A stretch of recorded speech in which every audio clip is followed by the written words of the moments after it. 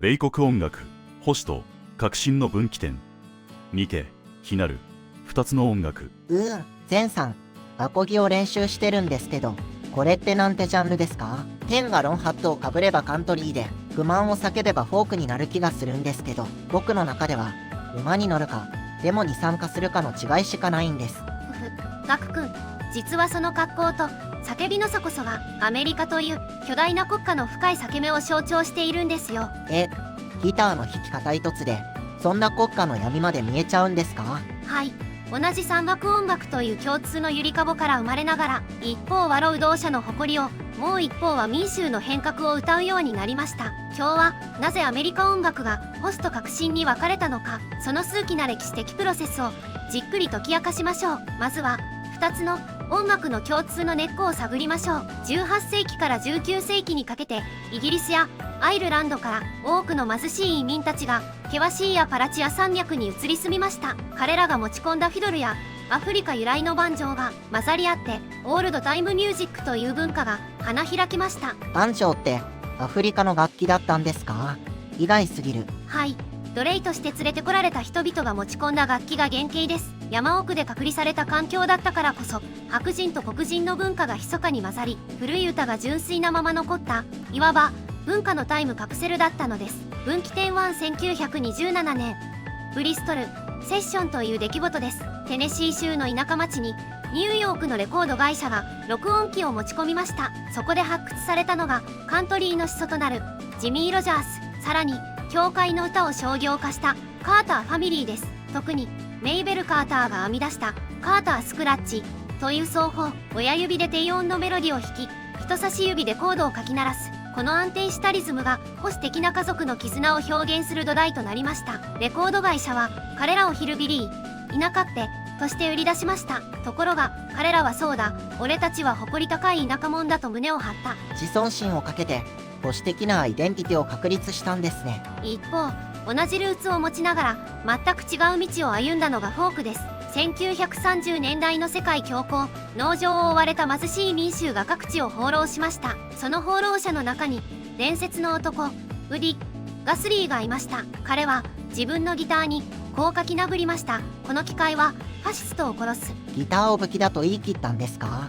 激しいな。はい、フォークにとって音楽は現状を打破するための道具でした。50年代、アメリカを赤狩りの嵐が襲い、自由が脅かされた際、ピート、シーガーなどは弾圧に屈せず、ウィー、シャル、オーバーカムを歌い続けました。彼は FBI に監視され、テレビからも干されましたが、それでも歌を止めなかった。都会のリベラルな若者たちがその不屈の精神に熱狂したのです。社会を批判し、平等を目指すプロテストソングの完成です。自分の生活を守るのがカントリーなら、社会を作り直すのがフォーク。同じアコギを弾いていても見ている方向が真逆ですね。その違いは神様への向き合い方にも強烈に現れています。カントリーの世界では神様は絶対的な正義であり、唯一の支えです。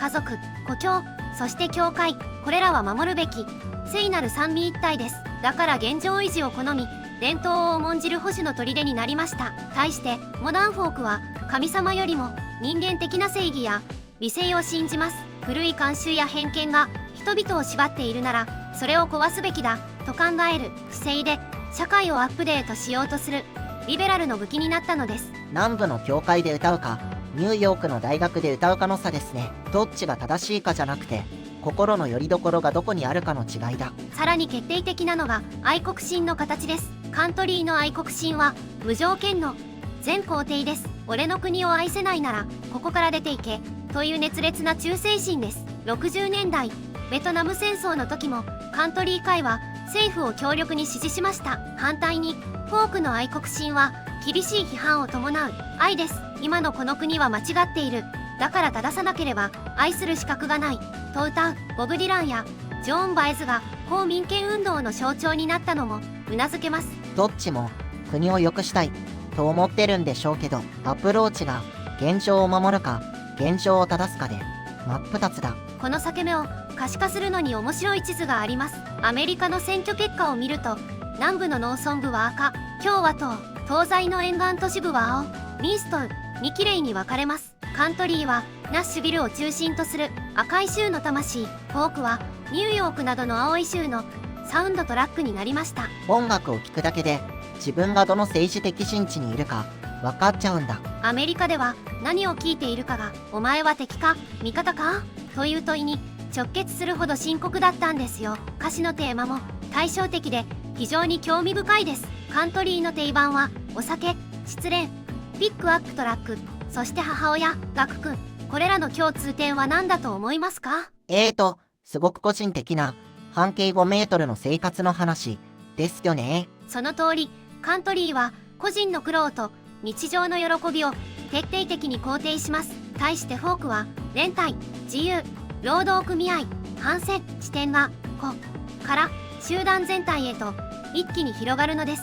カントリーが俺の悲しみなら、フォークは俺たちの戦いなんですね。ゼンさん、僕のトラックがパンクした歌はどっちですか？タイヤがパンクして悲しい、お母さん助けて、ならカントリー、政府の道路整備が悪いからパンクしたんだ、ならフォークですね。社会の構造が俺のタイヤを追い詰めたんだって叫べばいいのか。なるほど、同じ不幸でも捉え方次第でジャンルが変わるんだ。でもゼンさん、今はその境界も混ざってきてるんじゃないですか？テイラー・スウィフトだって最初はカントリーの歌姫でしたよね。鋭いですね。現代ではオルタナティブ、カントリーのようにカントリーのサウンドで政治的メッセージを歌う歌手も増えています。かつてのガチガチの思想分断は少しずつ融合の形を模索しています。ジョニー・キャッシュのように保守の象徴でありながら囚人や弱者のために歌い、分断の架け橋となった巨人もいました。しかし根本にある保守的な南部と都会のリベラルという構造は今もなおアメリカ社会の深層を流れる巨大なマグマのようなものです。音楽を知ることはその国の深層の鼓動を聞くことなんですね。カントリーとフォーク、一見似ているギターの音色の裏にこれほど巨大な思想の対立が隠されていたなんて驚きでした。労働者の歌か民衆の歌か、それは私たちがどう生き何を大切に守るべきかという人類にとって永遠の問いを投げかけているのかもしれません。僕はゼンさんの解説を聞きながら弾くギターが一番楽しいです。それこそが分断を超えた最高の調和かもしれませんね。今日はカントリーとフォークの歴史的背景について解説しました。皆さんはどちらのジャンルに惹かれますか？悲しみに寄り添うカントリー、それとも変革を叫ぶフォーク？お気に入りの曲や音楽にまつわる思想があればぜひコメント欄であなたの意見を聞かせてください。それではまた次回の動画でお会いしましょう。ご視聴ありがとうございました。タイヤがパンク、政治のせいだ。ガク君、それはあまりにも強引すぎますよ。